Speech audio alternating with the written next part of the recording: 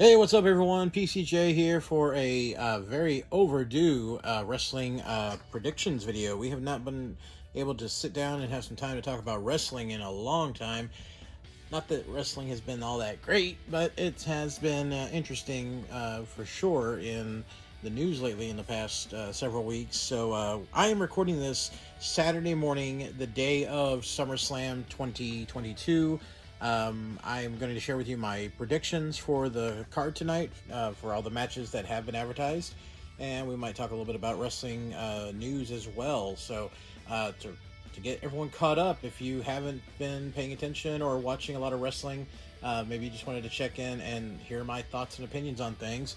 Let's talk about the giant elephant in the room. Of course, we have the owner, Vince McMahon, has officially retired as of a week ago. He sent out a tweet. Well, he had somebody send out the tweet. He doesn't do his own tweets. I don't even know if he knows how to operate Twitter. But he sent out a tweet on his Twitter account saying, at 77, it's time to retire. And Vince is no longer running WWE. He is no longer the CEO. He's no longer in creative. Now, a lot of people are going to jump for joy right away, and there's a lot of reasons to do that. Yes, they're going to think your first thought is, okay, Vince is not controlling creative anymore. We're going to have somebody else. Now we have Stephanie McMahon as a co-CEO along with Nick Khan, and then we have Triple H, who was named head of creative, and he is now a executive vice president of talent relations. So very good news there. We have some better people, better qualified people. And keep in mind, of course, Vince, he bought the company from his dad. He turned it into the mega conglomerate that WWF became. Worldwide success. Everyone knew who Vince was, what the WWF was. You had mega stars like Hulk Hogan, Randy Savage, Bret Hart, The Undertaker. You had all these great names come out of the WWF in the first 10 years or so of him running the company. Once we got through the major Attitude Era, everything began to decline. Okay, it like it or love it or hate it, we had nothing compared to the rise of the 80s and 90s since roughly 2002, 2004 at the latest. I'd say 2002 was the peak, and since then it's been a very rocky roller coaster. We just have not been able to reach the levels that wrestling used to be able to reach, whether it was reaching out to wide audiences or supporting that key demographic, that key audience. And they continued with Vince at the helm to, let's keep focusing on making the dumb kiddie stuff. Let's focus on dumbing everything down and bringing in young audiences, where instead they were just scaring off their hardcore fan base. Majority of the people that watch wrestling are in that 18 to 35, yet actually in the last 20 years it's been 35 and older that are watching the wrestling shows and then bringing their kids along. Vince just was too stubborn for the longest of time now to realize, hey, what worked in the 80s and blew up the business is not working now. You saw going into the Attitude Era, we wanted more realistic characters. We wanted guys that could literally, kick ass, like Stone Cold Steve Austin, Ken Shamrock, Triple H, The Rock, Mankind, Shawn Michaels. We had all those great WWF stars. We had the WCW guys, like, of course, Hollywood Hogan, Diamond Dallas Page. We had the Outsiders. We had these really cool characters, and we haven't had that kind of character build in a long time. Okay, Cena was probably the last really big creation they were able to make, and even that was rocky. That was a very, very rocky run. People will look back and say, oh, we miss Cena, and hey, I think Cena's great. I'm a fan. He even follows me on Twitter. Hey, but let's look back at the early 2000s. People booed and attacked him just like they did Dwayne Johnson when he was Rocky Maivia, until he got a little bit of an edge to his character, turned heel, That is what got him over. Also, he had guys like Stone Cold Steve Austin and Triple H and Mankind who elevated him to their level. These guys were already established wrestlers. Keep in mind, somebody like Dwayne, he had just started in 96. He was gone by 2002. He was a very short career, but he did a lot. So props. We don't have anybody like that nowadays. Vince, for the longest, has tried to make Roman Reigns the next Rock, and it's hurt him in the long run. He refused for the longest to even attempt a partial heel run. Yes, Roman is partial heel now. I will never accept that he has turned heel. Never. Okay? Because he's not. They're pushing him as this badass who has heel tendencies, but he has never gone full heel. And they just won't. Vince wouldn't. Maybe now, either they're going to drop the whole dumb tribal chief gimmick, which I never cared for. I'm sorry, Roman is watered down, and there is no redeeming all the annoying stuff they did with him. You can't rebuild that character. You just can't. He's done, in my opinion. I'm ready for Roman to try his luck at Hollywood and just go.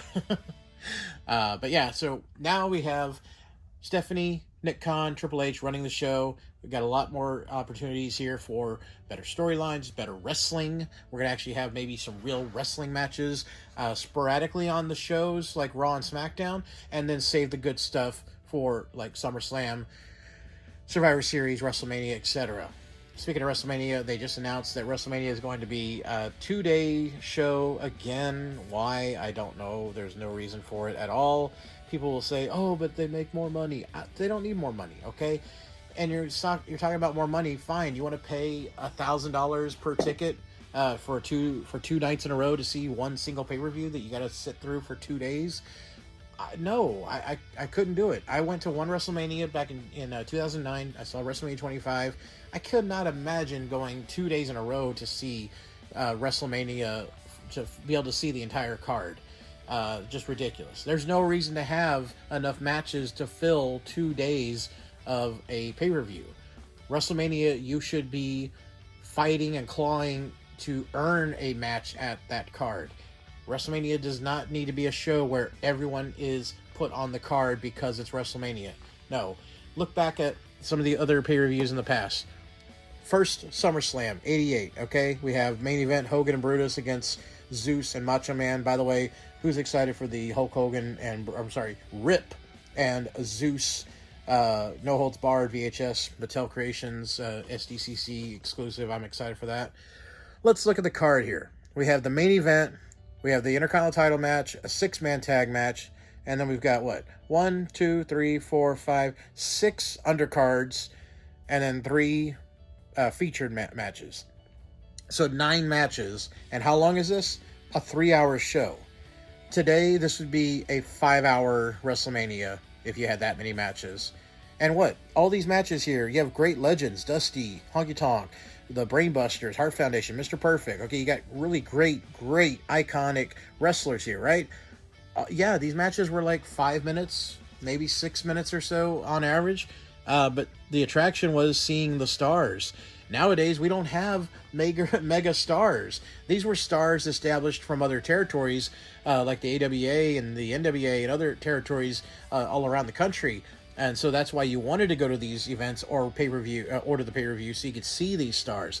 But nowadays, like, you see these stars every week on Raw and SmackDown. Forget about the whole wild card thing. We see the same stars on both shows. There's no exclusive to Raw or SmackDown anymore. It's kind of gone away, which I hope it does. I don't think we need to have 2 different brands, and they need to get rid of belts for each show. It should be a single main event belt, a single mid-card belt, a tag title, women's singles belt, and then the main belt for men and women defended on both shows. But this should be the reason to tune in, is to see the stars, and we don't have that anymore. So yeah, you could throw the entire 40 people on the roster on a WrestleMania and divvy it up over 2 days by having 20-person rumbles and 8-person ladder matches and all this stuff, but it's just so watered down, it means nothing. And there's what feuds are really going into WrestleMania nowadays compared to 30 years ago where you had a feud that had been going on for 6 months to a year, and it finally culminates at the big pay-per-view. It's the blow-off match. Remember, WrestleMania used to be kind of considered the season finale, and then new stuff started the next night on Raw. That's why Monday Night Raw after Mania was so exciting for a long time. You didn't know, okay, we got a new champion, or this person kept, went into Mania, kept the belt. The challenger fought all year to get their shot, and they lost. They failed.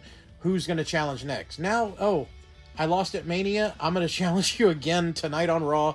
It'll end in a DQ, and then I'm still going to challenge you later at the next pay-per-view called WrestleMania Backlash. So frustrating. Anyways, it's been a while since I got to just vent to all y'all out there, and I appreciate y'all tuning in to hear all these happenings in my brain that I just have to spew out. So why did we even tune into this video today? It's obviously we're going to talk about my predictions for SummerSlam 2022. It's really crazy to realize it's been 30 years since SummerSlam 1992, and that was actually my very first SummerSlam pay-per-view. That's the first pay-per-view I ordered. That's the first wrestling show I ordered on pay-per-view. Before that, I would watch it on Saturday mornings, Wrestling Challenge, Wrestling Superstars.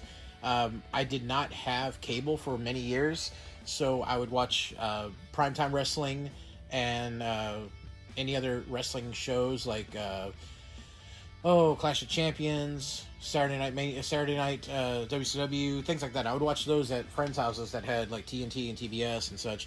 I did not have cable for a lot of time, so 92 SummerSlam was the first pay-per-view I was able to order. Otherwise, I would just rent the tapes from video stores, usually mom and pop video stores, and it was usually like $1 to $2 to rent a wrestling tape back then.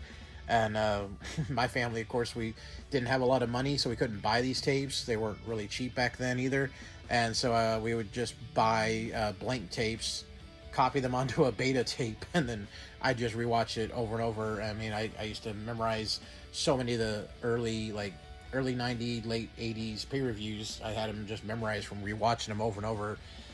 But SummerSlam 92 was my first pay-per-view that I got to order, and that was amazing card. I mean, so many legends, from Ultimate Warrior, Randy Savage, Bret Hart versus Davey Boy in the main event for the IC title. One of the greatest matches, let alone probably the greatest SummerSlam main event in history.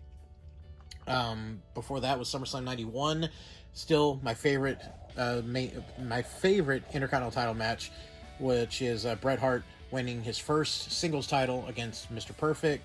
That was an amazing match. I watched countless times over and over on tape as well. But yeah, crazy to think we're 30 years from removed from 92 SummerSlam. All right, so looking at the card, and I'm trying to be fast. I don't want this video to go too long.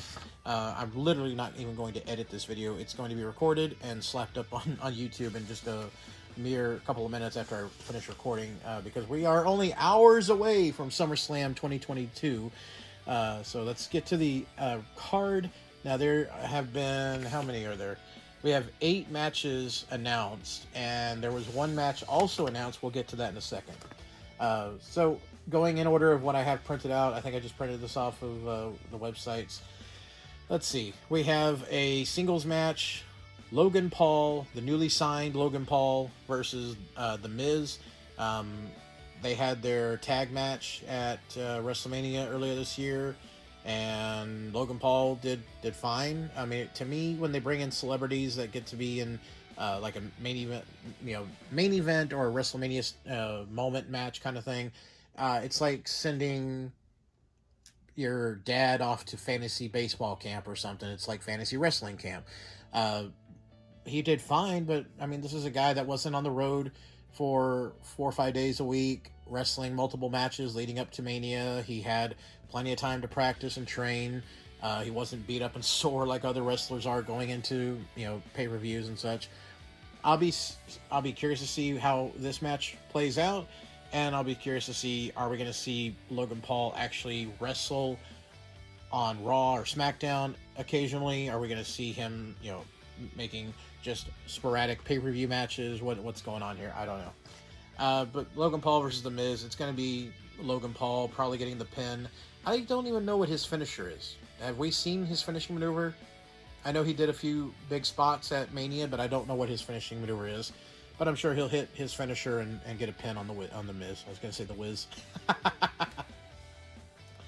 All right, let's see. Next on this list here, we have SmackDown Women's Title. Liv Morgan, the champion, against Ronda Rousey. Of course, Liv won the match at Money in the Bank. She won the briefcase, and then she cashed in on Ronda after her match against Natalya. And I believe, Natalya attacked her some more afterwards, something like that, softening her up. And then Liv came in and literally got a quick roll-up pin.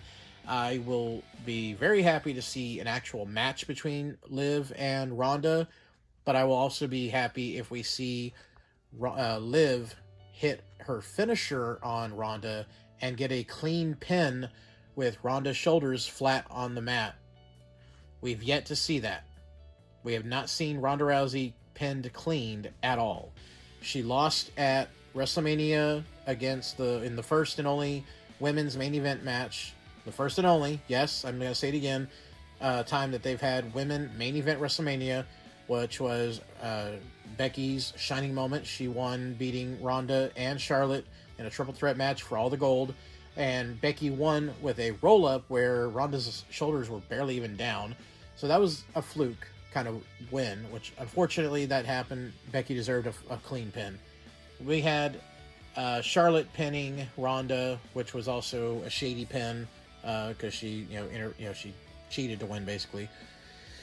Now we have Ronda losing to Liv at Money in the Bank. Again, a roll-up, which roll-ups are bleh. Anyways, I want to see Liv get a clean pin and continue defending the title against multiple different opponents leading into WrestleMania next year. Next, we have Theory. I wonder if he's going to get his name back now that Vince is gone. Are we going to get Austin Theory again or just Theory? I don't know. We have Theory Theory is challenging Bobby Lashley for the WWE United States title. This match I don't care about at all. I'm not a fan of either one. I think Lashley has had his time and it did not do well. I think Lashley's better off just being a heel. They're trying to make him a babyface all of a sudden, and it just hasn't worked. I have not been wowed by anything since Lashley came back a couple years ago, and Theory has not shown me anything except being Vince's current golden boy. And sorry, if you're Vince's golden boy, after we've been dealing with Roman for all these years, and now you're going to run with Theory, sorry, I'm not going to even give him a time of day unless he shows me something impressive. And even in NXT, I didn't see anything that wowed me. I can see Lashley getting the pin here because they're kind of treating Theory as a punching bag right now. Let's see. Next up, we have two former football players. We have Happy Corbin against Pat McAfee. Pat McAfee, great on commentary, great in NXT, especially when he was feuding with Adam Cole and the War Games match. Those were really great. And McAfee was great, just his little bits he got to do at WrestleMania too. So I'm going to say McAfee's going to get the win here. I think Corbin's the one to put over guys now. He's kind of had that chance to be a main event person. Now he's going to be the enhancer. So next up we have a no DQ tag match.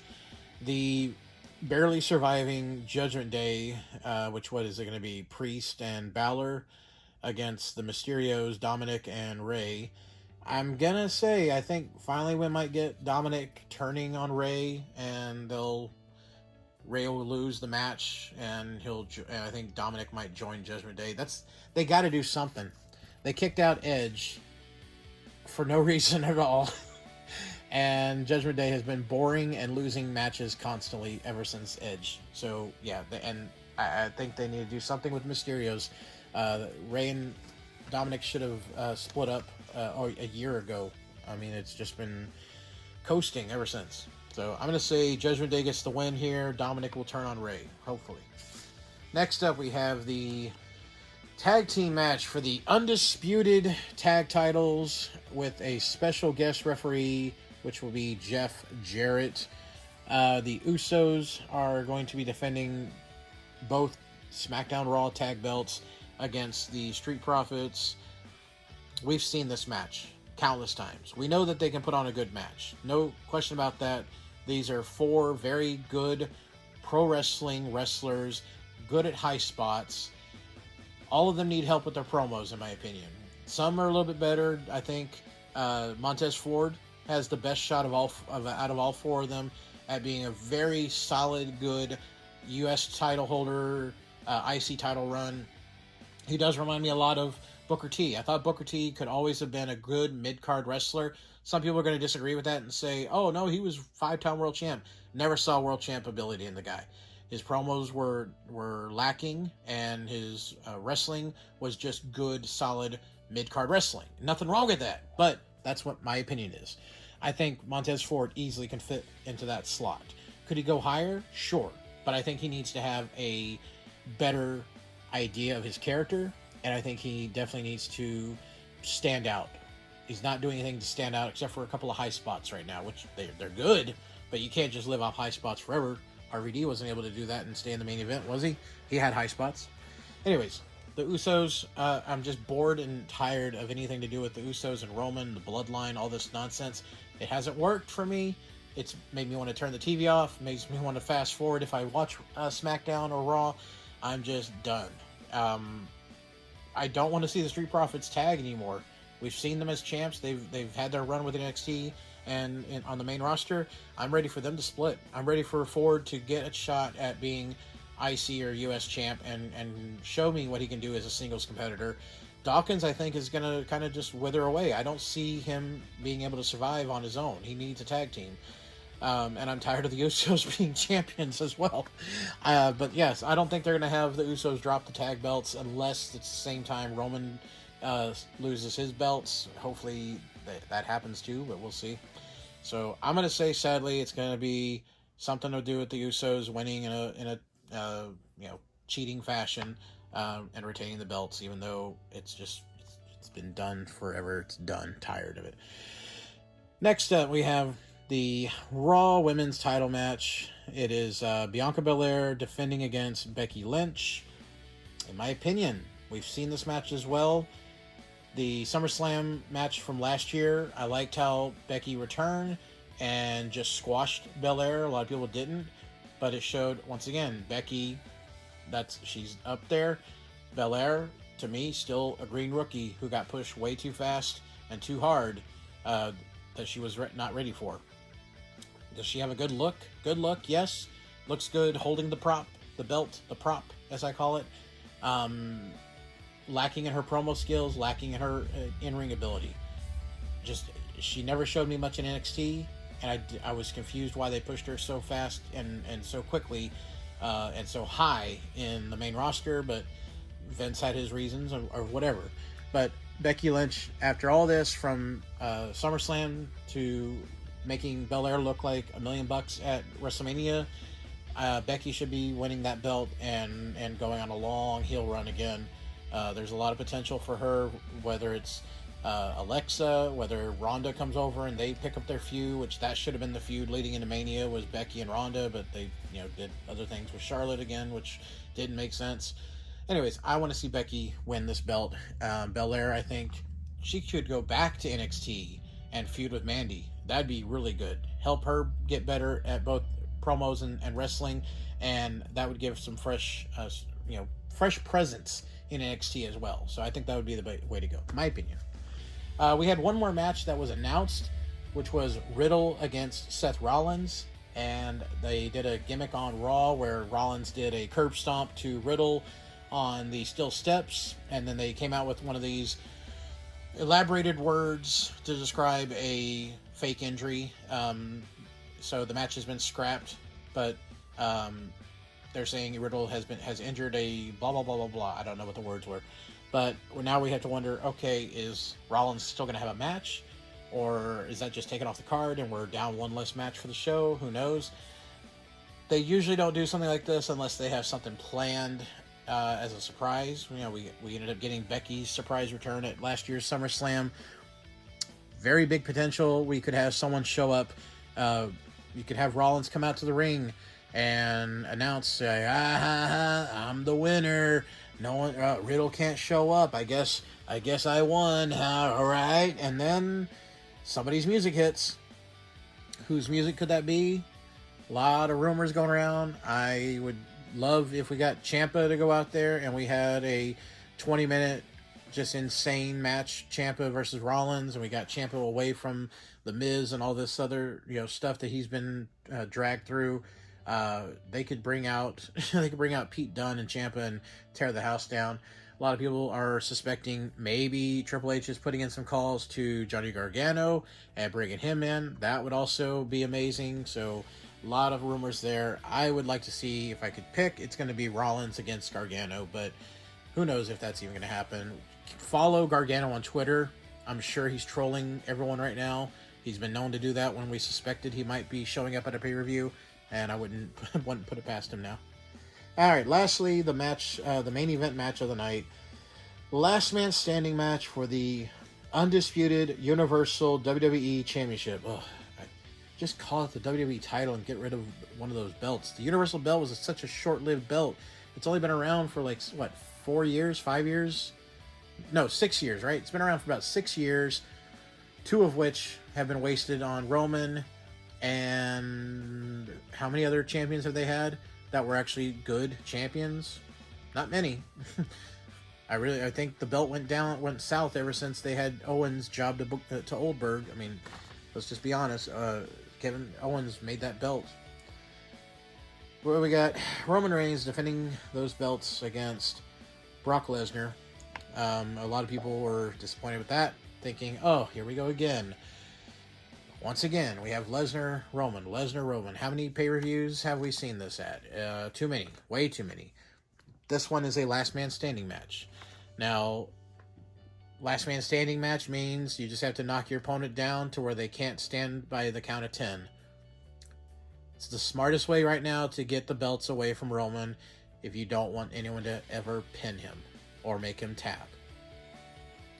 I don't like it. I think if Roman loses, I think when he loses the belts after you've wasted these two titles over the last couple of years on him, I think you need someone to beat him 1, 2, 3. I don't think even a tap out is good enough. He needs to be knocked out and pinned. Are they going to do it? Who knows? I just really don't care. The belts have been watered down myself. I wish all this stuff about Vince had broken out a few years ago, and we were already in year 3 or 4 of Triple H and Stephanie and Nick Khan running the company, because things would have been a lot different. We would not have had all this other stuff. It frustrates me knowing how big a fan I was of the WWF title and title matches and other things, and it's just so frustrating how bad it has gone down. Anyways, who's gonna win? I mean, the smart bet would be pick Roman, but I want someone else to have those belts. Just don't want Roman anywhere near a title, period, ever again. It's frustrating, as you can tell. So who's gonna win? It's probably gonna be Roman, and it's not gonna be anything wow, it's not going to be anything to applaud. I'm just going to be like, all right, figures, and then click, turn off the TV. So, share with me in the comments now, what do you think is going to happen tonight? Do you think there's going to be any surprises? If so, share with me. Who do you want to see win all these matches that I just went over? Make sure, if you haven't done so yet, follow me on Twitter. I will be live tweeting during the SummerSlam pay-per-view. So I'll be sharing my thoughts and opinions on everything that we are watching in the now. So make sure you tune in, and you can share with me your opinions right then and there, because I will be tweeting out throughout the entire show. And I would love to talk with y'all and share my thoughts back and forth with y'all as well. So make sure, again, follow me on Twitter. My handle is @PopCultureJunk2. So you can follow me on there.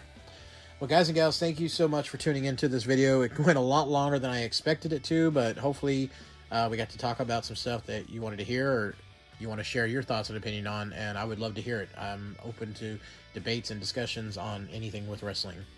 Well, if you haven't done so yet already and you're still watching, please hit that subscribe button. Give me a thumbs up for the video.